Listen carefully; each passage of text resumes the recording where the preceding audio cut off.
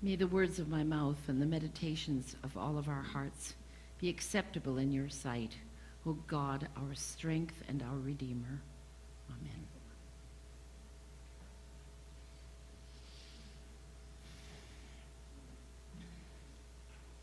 I've been looking forward to this evening, to talking about this movie,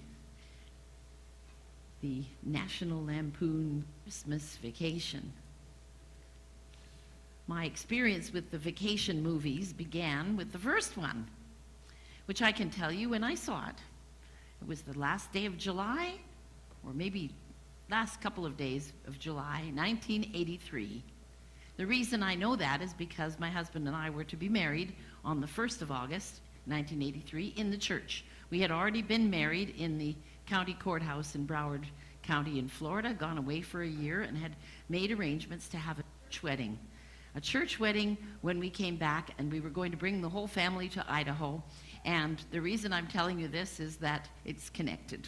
Okay. So we packed my mother and father in the station wagon, much like it looked in the vacation movie when they put Grandma on top of the roof. Anyway, my mother, father, and our three children, and my husband and I were all in this one station wagon, and we made our way to Idaho, to his mother's house. And when we got there, we'd been there, I guess maybe a day and a half, and somehow his mother and my parents got into an argument. It had something to do with my parents wanting to take a nap and his mother wanting to play music. And it started off as a discussion, turned into an argument, got a little bit kind of uncomfortable, at which point I was about to jump in, which is what I always did when there was an argument involved with my parents. And my husband grabbed me by the arm and said, "We're going to the movies." We grabbed the three kids and left them all to figure it out for themselves, the parents. What movie do you think we went to? National Lampoon Vacation. So that helped to distract me quite a bit during the movie because it was very funny, as you may recall if any of you have seen it. And it was family having problems and having arguments and having difficulties and resolving them in the end. And so that was pretty good for me. But I didn't know what we were going to find when we got back to the house. And it was a day or two before our big wedding. Walked into the house, and guess what? Everything was resolved. Everybody was happy. The parents were getting along, not only getting along, but became friends forever, I can tell you, because the time has passed now and they've passed away. But it was the best thing we ever could have done, was to just get out of the way and let things be resolved. And so I was delighted to find out that there was another movie made with pretty much the same cast. And so that was this Christmas movie. Now I have a question for you on the board. How do you prepare for Christmas? I didn't say prepare your hearts or prepare your house. I'll just leave that with you to think about while we're going ahead with this.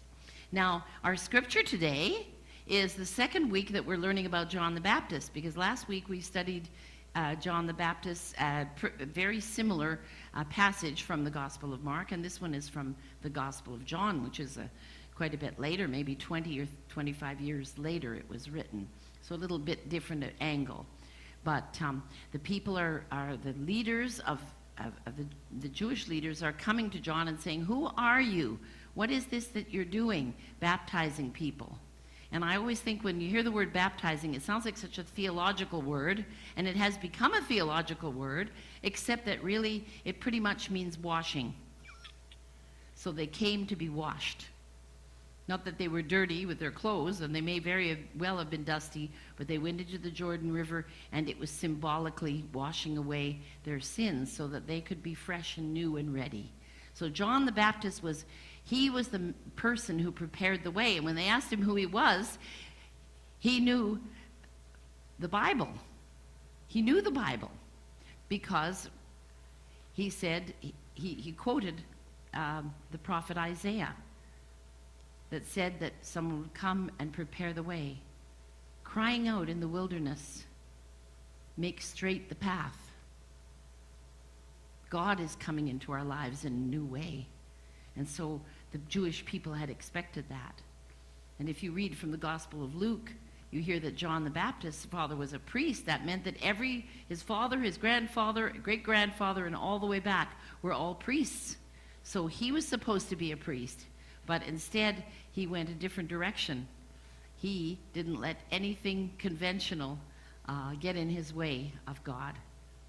And he was the leader to prepare the way. Now, what's that got to do with our movie today?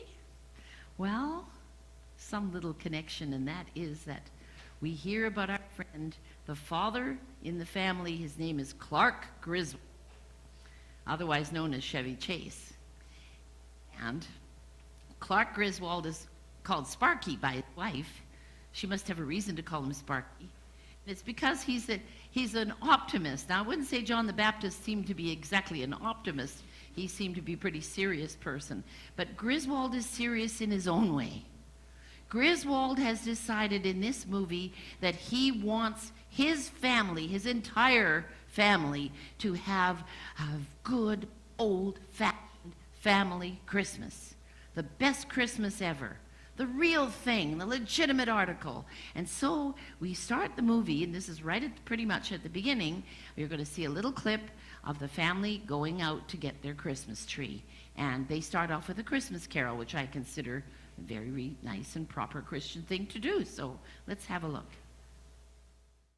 If any of you have seen this movie, you'll know what happened. They picked the biggest tree they could find, and the tree was about 3 times too big for the house, but they managed to cut it down and get it into the house with great problems, and the place was just a disaster. And they decorated, and it looks terrible, just terrible. But he tells them, this is what Christmas is all about. You got to have this. So he's being positive. He's preparing the way for everybody to have that Christmas.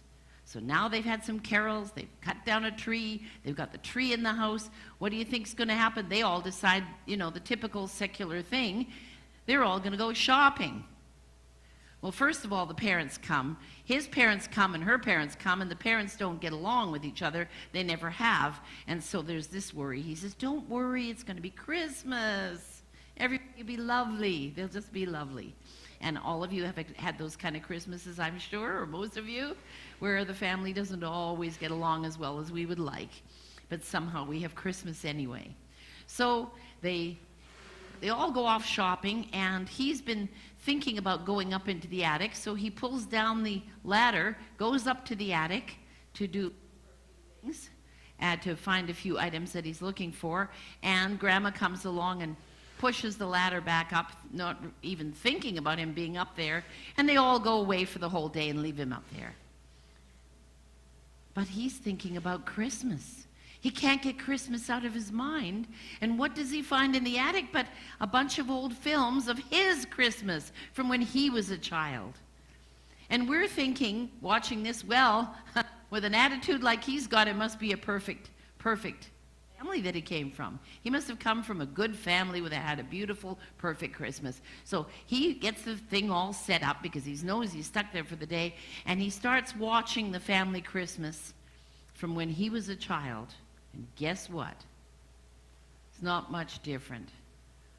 Crazy uncles and crazy aunts and strange relatives and everything going wrong, and he's the little kid in it, and he's sitting there up in his attic, freezing to death because it's cold up there, and he's crying with happiness, remembering his Christmas as a child.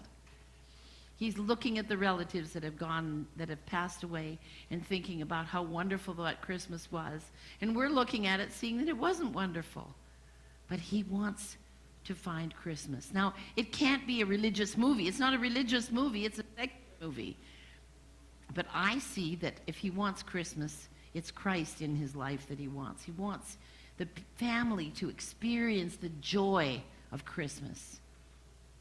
So the tree's up, the relatives have arrived, they come home, he gets down out of the attic, and the first thing he does is he decides that he is going to put the lights outside. Any of you got lights outside? How many? Not as many as he has. He covers the whole house.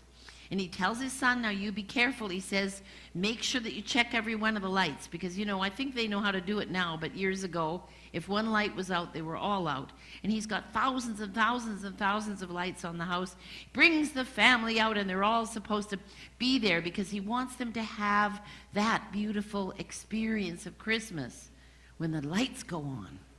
And he pushes the button or clicks the clicker, and of course nothing happens. All his family says, sorry, Dad, you know, it's okay, you tried your best. Everybody's good to everybody in this movie most of the time, and it's touching to see that. So they all go in. Grandpa says, I'd love to help you, but I have to go to bed. The son says, I checked them all, Dad, and you can see on his face that he didn't. And he said he's got to go do his homework. And everybody's gone, and there's Clark Griswold, and you see him in the middle of the night up on top of the house, preparing the way for his family. And it makes you feel like, wow, this guy is really a good guy, you know. Next thing happens, the relatives, unexpected relatives arrive. He has some, shall we call them country cousins, who live in a very bad trailer, and they come with their trailer, park in front of his house, and they arrive with 2 children and no money. And of course, Clark says, well, don't worry about Christmas presents for the kids. I'll take care of that. And he's not a poor man, but he's not a rich man either.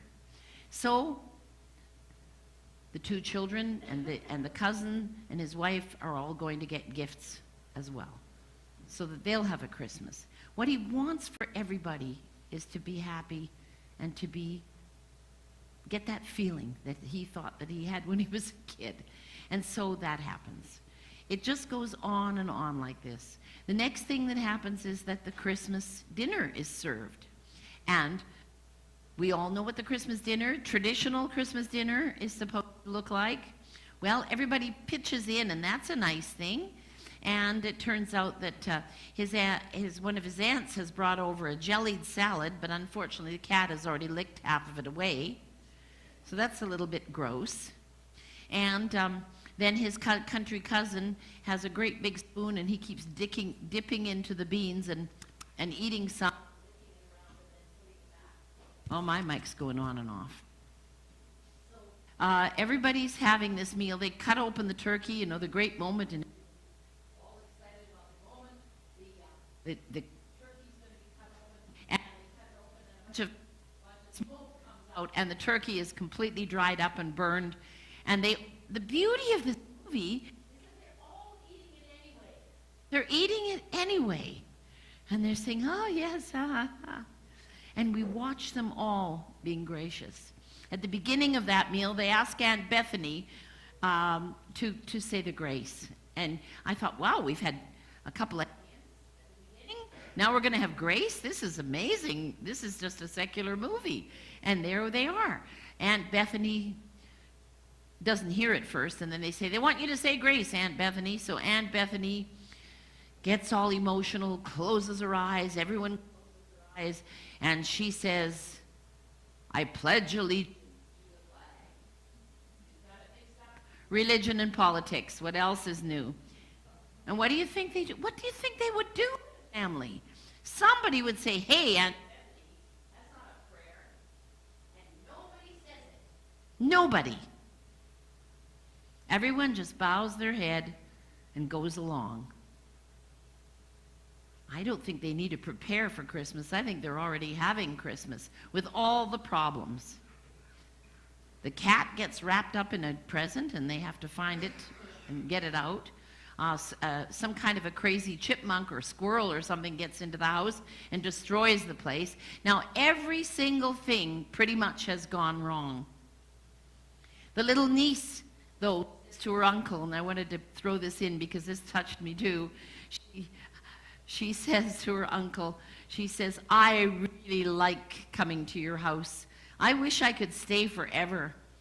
And he says, what is it you like about our place?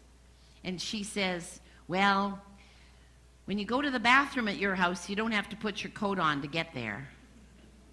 And she says, your house is always parked in the same place. because they are moving. And it makes you realize that he's giving warmth and love to this entire family. Now, the main thing that is the controversy here is not all of that, but that he is expecting a large Christmas bonus from his boss. And he has a very cold, unfeeling boss. And he works in business, in big-time business. And so he expects the boss is going to give him about $7,500. So he puts a very large down payment on something that he wants for his home. Is it for him? Not really. It's for the family. He gets the down payment for a swimming pool, an outdoor swimming pool in the backyard. And he ponders on what that must mean, that his whole family would be out there next summer just being happy together. This is the thing that he wants. He wants the joy, the love, and the fellowship of the family. So he imagines them out there in the pool having a good time.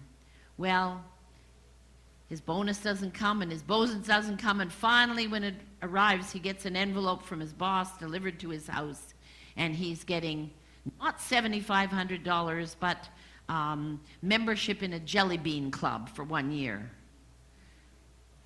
He's heartbroken, absolutely heartbroken. Everything has gone wrong in this whole Christmas, and he thinks that he's a failure, and it may seem like he is. And at this point, I want to show you one more little clip. It's just a touch longer than the last one. Maybe not, maybe about the same. And in this one, his dad comes to console him. So when we see his dad, we might realize why Clark is who he is. And what else? Not a tiny reindeer, I'm afraid. His cousin has decided to save the day. And so his cousin has gone to kidnap his boss, bring him over.